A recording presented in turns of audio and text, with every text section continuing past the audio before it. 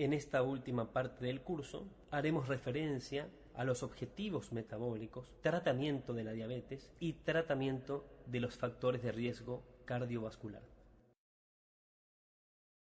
Empezaremos definiendo las metas de control glucémico. Y en este punto es pertinente hablar de cuáles son los beneficios del control glucémico y cuál es el sustento de la literatura y la evidencia médica. Respecto a las complicaciones microvasculares, los estudios Kunamoto y el UKPDS confirmaron que el control glucémico intensivo disminuye la probabilidad de complicaciones microvasculares en pacientes con diabetes de corta duración. Asimismo, los estudios ACCORD, BAT y ADVANCE demostraron que los menores niveles de hemoglobina glicosilada se asocian a una menor aparición y una reducción en la progresión de complicaciones microvasculares. Respecto a las complicaciones macrovasculares y el control glucémico, en diabetes tipo 2 hay evidencia de que un tratamiento intensivo de la glucemia en pacientes con diagnóstico reciente puede reducir la tasa de enfermedad cardiovascular a largo plazo. Durante el UKPDS hubo una reducción del 16% en los eventos de enfermedad cardiovascular en el grupo de pacientes bajo control glucémico intensivo. Sin embargo, no se alcanzó una diferencia estadísticamente significativa. Pero, luego de un seguimiento de 10 años de manera observacional, aquellos pacientes originalmente asignados al grupo de control glucémico intensivo tuvieron reducciones significativas a largo plazo en el riesgo de infarto de miocardio y en todas las causas de mortalidad. 13 versus 27% respectivamente. Sin embargo, los estudios ACCORD, ADVANCE y BAT no sugirieron una reducción significativa en los eventos cardiovasculares. Debe tenerse en cuenta que estos estudios se hicieron sobre pacientes de mayor edad con mayor duración de la diabetes y con enfermedad cardiovascular o factores de riesgo cardiovascular múltiples. Los hallazgos de mortalidad en ACCORD y los análisis de subgrupos del BAT sugieren que los riesgos potenciales del control glucémico intensivo pueden ser mayores que sus beneficios en pacientes de mayor riesgo. Otro punto, pero no de menor importancia, es que aquellos pacientes asignados al grupo de control intensivo presentaron una mayor frecuencia de episodios de hipoglucemia severa. El manejo glucémico se evalúa principalmente mediante la determinación de hemoglobina glicosilada, que de manera pragmática podemos decir que debe ser menor al 7%, luego haremos una breve referencia. Respecto a la evaluación de la glucemia, para muchas personas con diabetes, el monitoreo glucémico es clave para lograr objetivos glucémicos, pero esto se cumple preferentemente en aquellas personas que se encuentran bajo tratamiento con insulina. En caso de que se decida implementar el monitoreo glucémico, la glucemia preprandial debe encontrarse entre 80 y 130 miligramos decilitro y la postprandial en valores menores a 180 miligramos decilitro. Como la diabetes es una enfermedad crónica y que progresa durante décadas, los objetivos glucémicos que fueron apropiados para un individuo al comienzo de la enfermedad pueden cambiar con el tiempo y además nuestras expectativas pueden cambiar según diferentes escenarios, por ejemplo en escenarios de bajos recursos o mejor dicho en zonas empobrecidas. Es así que objetivos de hemoglobina glicosilada menos estrictos, cercanos a 8, 8,5, pueden ser apropiados en pacientes con antecedentes de hipoglucemia severas, una esperanza de vida limitada, complicaciones micro o macrovasculares avanzadas establecidas, la presencia de varias comorbilidades, diabetes de larga data o de difícil control a pesar de una educación diabetológica, autocontrol glucémico, dosis efectivas de múltiples agentes hipoglucemiantes, incluidas la insulina, y por supuesto en aquellas situaciones de escasez de recursos. Y a la inversa, pueden plantearse objetivos más estrictos, cercanos a 6,5%, para pacientes sin riesgo o sin hipoglucemias significativas u otros efectos adversos del tratamiento, por ejemplo la polifarmacia. Y los candidatos óptimos para este control más estricto son aquellos pacientes con una diabetes de corta duración o en aquellos tratados con cambios en el estilo de vida o solamente metformina, cuando hay una larga esperanza de vida y por supuesto si no hay una enfermedad cardiovascular significativa. Y para lograr estos objetivos metabólicos, el abordaje debe ser integral y con varias herramientas. Un plan alimentario acorde, actividad física, el uso de antidiabéticos orales o inyectables o insulinoterapia. Respecto al plan alimentario, el objetivo es reducir las complicaciones asociadas a la diabetes, pero manteniendo el placer por la alimentación. Y deben respetarse dos dimensiones básicas: la calidad nutricional y la restricción energética. 3 ensayos clínicos demostraron que la dieta mediterránea se asocia a una modesta pérdida de peso y a un mejor control glucémico respecto a otros planes de nutrición. Asimismo, las dietas bajas en hidratos de carbono, bajo índice glucémico y altas en proteínas y la dieta DASH demostraron mejorar el control glucémico, pero el efecto del patrón de alimentación mediterráneo parece ser aún mejor. Se ha demostrado que los patrones de alimentación vegetarianos reducen la hemoglobina glicosilada, pero no reducirían tanto la glucemia en ayunas. Y finalmente, los pacientes con sobrepeso y obesidad deben ser informados sobre los beneficios de la pérdida significativa de peso y alentados a participar en un programa de manejo integral e intensivo. Con respecto a la actividad física, está bien demostrado que mejora el control glucémico y que debe fomentarse en consecuencia. El ejercicio aeróbico, el entrenamiento de resistencia y la combinación de ambos son efectivos para reducir la hemoglobina glicosilada en casi un 0,6%. Y otras actividades como caminar, nadar, jardinería, trotar, tai chi o yoga incluso pueden reducir también significativamente la hemoglobina glicosilada. Y la combinación de reducción de peso y ejercicio físico mejora la hiperglucemia y reduce los factores de riesgo cardiovascular más que cualquiera de los dos por separado. Clásicamente hemos aprendido que la hiperglucemia en el paciente con diabetes tipo 2 resulta de una secreción deficiente de insulina y que también participa el hígado con su producción hepática incrementada de glucosa por la resistencia resultante y también una resistencia periférica a la insulina con disminución de la captación periférica de glucosa. De este triunvirato o de esta tríada fisiopatológica hoy se han agregado otros elementos propuestos por algunos autores como De Fronzo, por ejemplo, que incluyen en la fisiopatología de la hiperglucemia un incremento en la lipólisis, una disminución del efecto incretina, un incremento en la secreción de glucagón, un incremento en la reabsorción tubular de glucosa y disfunción de neurotransmisores. Y es así que pasamos de un triunvirato a lo que se denominó un octeto ominoso. Y es probable que nuestro conocimiento que se viene incrementando sobre la fisiopatología de la diabetes nos lleve a seguir sumando actores partícipes de este trastorno. Pero esta modelización teórica de la fisiopatología de la diabetes no queda solamente allí, sino que cada elemento de este octeto es una diana posible terapéutica. Para la disminución de la secreción de insulina contamos con sulfonilureas o glinidas, por supuesto que insulina y los análogos ultra rápidos y ultra lentos y los inhibidores de la dipeptidilpeptidasa 4 y análogos del GLP-1. Para la resistencia periférica encontramos las tiazolidindionas, la que utilizamos en la práctica diaria es la pioglitazona. Para la resistencia hepática, la metformina es la primera línea terapéutica, pioglitazona y análogos del GLP-1. Sobre el incremento de la reabsorción tubular de glucosa, hay un nuevo grupo de medicamentos que actúan sobre este punto y son los inhibidores del transportador sodio glucosa 2. Para el incremento de la lipólisis se utiliza la pioglitazona y respecto a la disfunción a nivel de neurotransmisores se ha postulado el uso de la bromocriptina y también debe decirse que los análogos del GLP-1 actuarían sobre las vías dopaminérgicas del área tegmental ventral. Respecto a la disminución del efecto incretina, encontramos los inhibidores de la dipeptidilpeptidasa 4 y los análogos del GLP-1.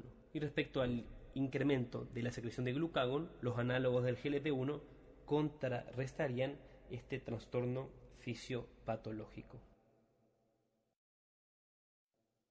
Con respecto a las dosis de los diferentes antidiabéticos, hay una dosis inicial, una dosis usual y una dosis máxima. Respecto a la metformina, la dosis inicial es de 500 miligramos día. Se da preferentemente en las comidas principales, almuerzo y cena, y se debe indicar con estas para mejorar la tolerancia. La dosis usual es hasta 2000 miligramos. Respecto a las sulfonilureas, encontramos glibenclamida, glimepirida o gliclazida. La dosis habitual de inicio de glimepirida es de 1 a 2 miligramos día y una dosis máxima de 4 miligramos día. Se da por la mañana. La gliclazida de liberación modificada, la dosis inicial es de 30 miligramos día con el desayuno, una vez por día, y la dosis máxima es de 90 miligramos.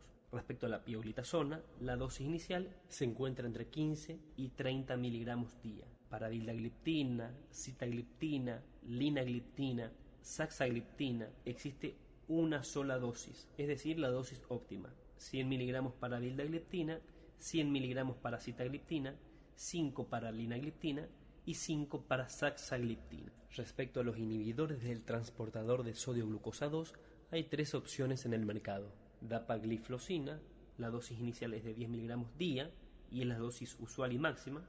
Empagliflozina, con dosis de 10 y 25 miligramos día, y canagliflozina, 100 miligramos día. Finalmente, como representante de los análogos del GLP-1 en nuestro país, contamos con liraglutide.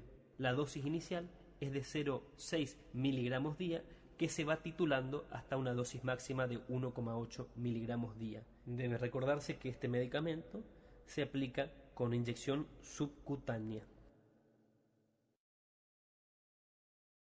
Respecto a las insulinas y los análogos de insulina, actualmente utilizamos insulina de origen humano.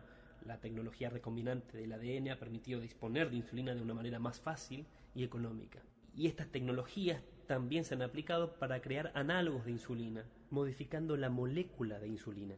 Y estas modificaciones alteran la farmacocinética y la farmacodinámica, imitando o intentando imitar la actividad basal y el pico de actividad de la insulina, de forma similar a la producida por las células beta del páncreas. Respecto a la insulina regular, también denominada corriente o cristalina, es de aspecto transparente, es una insulina de acción rápida que inicia su acción a los 30 minutos, su máximo efecto se logra entre las 2 y 3 horas de aplicación y tiene una duración total de 4 a 6 horas. Es la única insulina que, además de su aplicación subcutánea, puede colocarse de forma endovenosa. También se puede aplicar de manera intramuscular.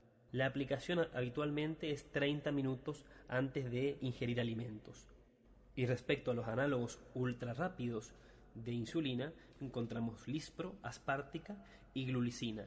También el aspecto es transparente y el inicio de acción es más temprano, a los 5 minutos, el máximo efecto es a la hora y tiene una duración total de 2 a 3 horas. Y debe aplicarse durante la ingesta 5 minutos antes o inmediatamente después. Respecto a la insulina NPH, es una insulina humana, protaminada, es de aspecto lechoso, tiene un inicio de acción de 2 a 3 horas, un máximo efecto a la hora y dura entre 12 y 16 horas. Habitualmente se aplica entre 1 a 3 veces día. Y los análogos lentos y ultralentos de insulina disponibles en nuestro mercado son Detemir, glargina 100 unidades mililitro, Degludec y glargina 300 unidades mililitro.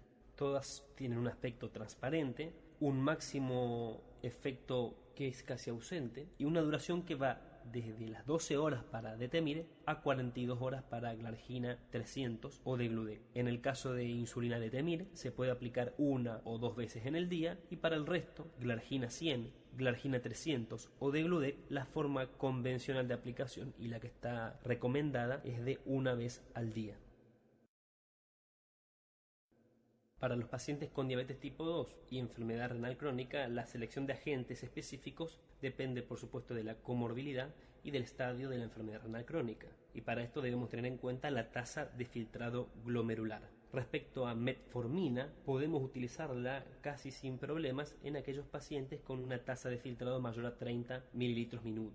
Respecto a las incretinas, la única que se puede utilizar independientemente de la tasa de filtrado glomerular es linagliptina. Para el resto de las incretinas hay que disminuir su dosis o evitar su uso, como en el caso de la saxagliptina, cuando el filtrado es menor a 15 mililitros minuto. Respecto al liraglutide, podemos utilizar la dosis plena, incluso hasta una tasa de filtrado glomerular mayor a 15 mililitros minuto. Con menos de 15 no hay tanta experiencia y se puede observar un incremento en la tasa de efectos adversos. Pioglitazona no se vería afectada, pero podrían incrementarse la retención de líquidos y la frecuencia de descompensación cardíaca con filtrado glomerular menor a 15 mililitros minuto.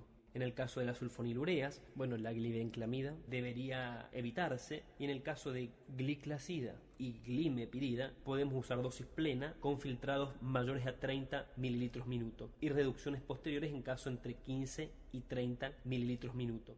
Los inhibidores del SGLT2 pueden ser útiles para pacientes con alto riesgo de progresión de enfermedad renal crónica, es decir, albuminuria o antecedentes de pérdida documentada de la tasa de filtrado glomerular, porque parecen tener efectos beneficiosos sobre la incidencia de enfermedad renal crónica.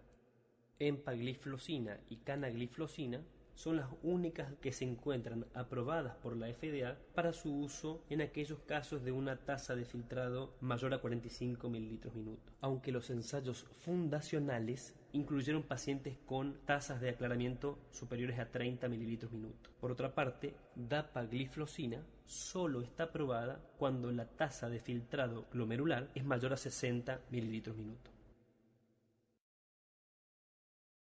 Teniendo en cuenta lo que hemos hablado respecto a las modificaciones en los estilos o condiciones de vida, a los agentes antidiabéticos, la insulina y sus análogos, se han elaborado algoritmos que sugieren cómo podríamos tratar a nuestros pacientes con diabetes. Siempre debe primar modificaciones en el estilo de vida. Y hay 3 escenarios teniendo en cuenta la hemoglobina glicosilada. Cuando la hemoglobina glicosilada inicial es menor a 7.5%, se puede iniciar con monoterapia. Excepto intolerancia o contraindicación, la primera opción siempre es metformina. En caso de que no exista un buen control glucémico a los 3 meses, a la metformina podría agregarse una segunda droga. En caso de que no exista control glucémico a los 3 meses de esta modificación, podría agregarse otra tercera droga o bien una insulina basal. Cuando la hemoglobina glicosilada es mayor a 7.5, habitualmente uno podría iniciar con una terapia dual y, si no hay un buen control glucémico, pasar a una terapia triple de antidiabéticos o insulina basal.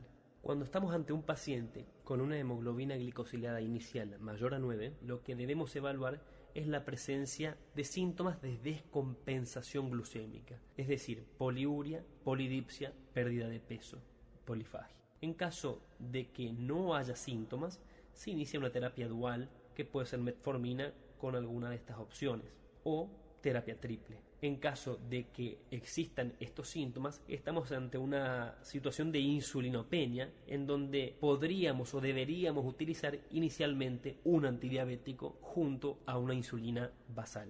En aquellos casos puntuales en donde no hay un control glicémico adecuado, con una triple terapéutica que incluya insulina basal, se debe intensificar la insulinoterapia, que no es más que insulina basal e insulina rápida o ultra rápida preprandial. También se propusieron enfoques farmacológicos según diferentes escenarios. Siempre debe primar la modificación en el estilo de vida y siempre, excepto intolerancia, la primera línea terapéutica es metformina. Si la hemoglobina glicosilada se encuentra por fuera del objetivo terapéutico, debemos evaluar si estamos ante un paciente con enfermedad cardiovascular o renal crónica establecidas o en caso de que no haya este tipo de complicaciones. En el caso de enfermedad cardiovascular establecida, la primera opción sería utilizar análogos del GLP-1, liraglutide en nuestro país, o bien inhibidores del SGLT2 siempre y cuando el filtrado glomerular lo permita. En caso de insuficiencia cardíaca o enfermedad renal crónica, la primera opción sería un inhibidor del SGLT2. En caso de que no existan estas complicaciones, pero el objetivo sea minimizar el riesgo de hipoglucemias, las opciones terapéuticas son análogos del GLP-1, inhibidores de la dipeptidilpeptidasa 4, inhibidores del SGLT2 o bien podría ser pioglitazol. En caso de que el exceso de peso sea una problemática, podríamos plantear análogos del receptor del GLP-1 o inhibidores del SGLT2 o también inhibidores de la dipeptidilpeptidasa 4 que tienen un efecto neutro sobre el peso. Y en caso de que el precio o el costo terapéutico sea una problemática, los grupos de medicamentos de menor costo son las tiazolindinas y las sulfonilureas. Finalmente, haremos referencia a los objetivos y al tratamiento de los factores de riesgo cardiovascular y a las inmunizaciones recomendadas. Respecto al manejo de la hipertensión arterial, debe manejarse de manera individualizada y también teniendo en cuenta los posibles efectos de la medicación antihipertensiva y las preferencias del paciente. Se debe evaluar el riesgo de enfermedad aterosclerótica. Si es menor al 15% a los 10 años, una presión arterial menor a 140-90 milímetros de mercurio. Y si es mayor al 15% a los 10 años, o estemos ante un paciente con una enfermedad cardiovascular establecida, el objetivo es menor a 130-80 milímetros de mercurio. Si en nuestra evaluación inicial constatamos hipertensión arterial, pero un registro menor a 160-100 milímetros de mercurio, además de los cambios en el estilo de vida, podríamos iniciar con una droga antihipertensiva. Evaluaremos la albuminuria. En caso de que nos encontremos con albuminuria presente, la opción terapéutica sería un IECA o un ARA. En caso de que no exista albuminuria, podríamos, además de estas dos opciones terapéuticas, usar un bloqueante de los canales de calcio o diuréticos tiacídicos. En caso de que constatemos niveles tensionales superiores a 160-100 milímetros de mercurio, iniciaríamos o se propone iniciar con dos drogas antihipertensivas. Evaluamos albuminuria. En caso de que se encuentre presente, las opciones incluyen un IECA o ARA más un bloqueante de los canales de calcio o un diurético tiacídico. En caso de que no exista albuminuria, se pueden utilizar dos de las tres opciones previamente descritas, es decir, un IECA o ARA, un bloqueante en los canales de calcio o un diurético tiacídico. Debe recordarse que cuando la tasa de filtrado glomerular es menor a 30 mililitros minutos, los diuréticos tiacídicos son inefectivos. En este caso, deberíamos utilizar diuréticos de asa. Y en caso de hipertensión arterial refractaria, podría utilizarse un antagonista de la aldosterona como es la espironolactona. Con respecto a la dislipidemia, en primer lugar es pertinente definir terapia con estatinas de alta y moderada intensidad. La terapia de alta intensidad es capaz de reducir la concentración de colesterol LDL en un 50% o más. Y encontramos atorvastatina a dosis de 40 u 80 miligramos día y rosuvastatina en dosis de 20 a 40 miligramos día. Mientras que la terapia de moderada intensidad reduce el colesterol LDL entre un 30 y 50%. Y encontramos atorvastatina con dosis de 10 a 20 miligramos día, rosuvastatina con dosis de 5 a 10 miligramos día, simvastatina con dosis de 20 a 40 miligramos día, pravastatina con dosis de 40 a 80 miligramos día y fluvastatina con dosis de 80 miligramos día.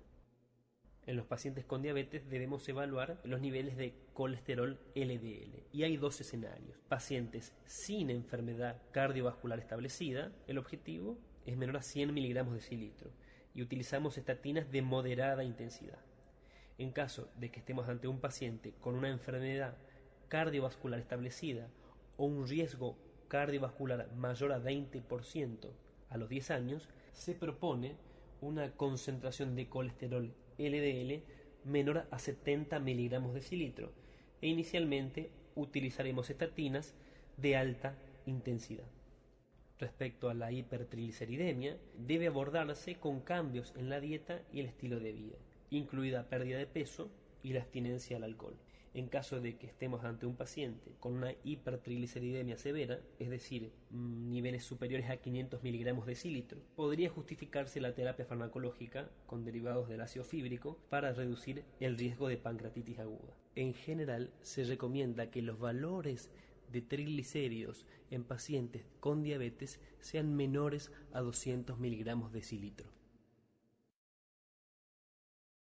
Respecto a la antiagregación, en prevención primaria, aunque su beneficio es controvertido, se podría utilizar aspirina en pacientes con alto riesgo cardiovascular, mientras que en prevención secundaria se ha demostrado que la aspirina es efectiva para reducir la mortalidad cardiovascular en pacientes de alto riesgo con infarto de miocardio o accidente cerebrovascular previo, y se recomienda indudablemente. En caso de que exista alergia documentada, se puede utilizar clopidogrel. Y una terapia antiplaquetaria doble es razonable durante un año luego de un síndrome coronario agudo. Finalmente, terminamos nuestra exposición con las inmunizaciones. En el caso de la vacuna antigripal, se recomienda anualmente. Respecto a la vacuna antineumocóxica, se cuenta con la vacuna conjugada 13 valente para los niños menores de 2 años, la polisacárida 23 valente en personas con diabetes entre 2 y 64 años, en mayores de 65 años, independientemente del historial de vacunación, es necesaria una dosis adicional de la 23 valente.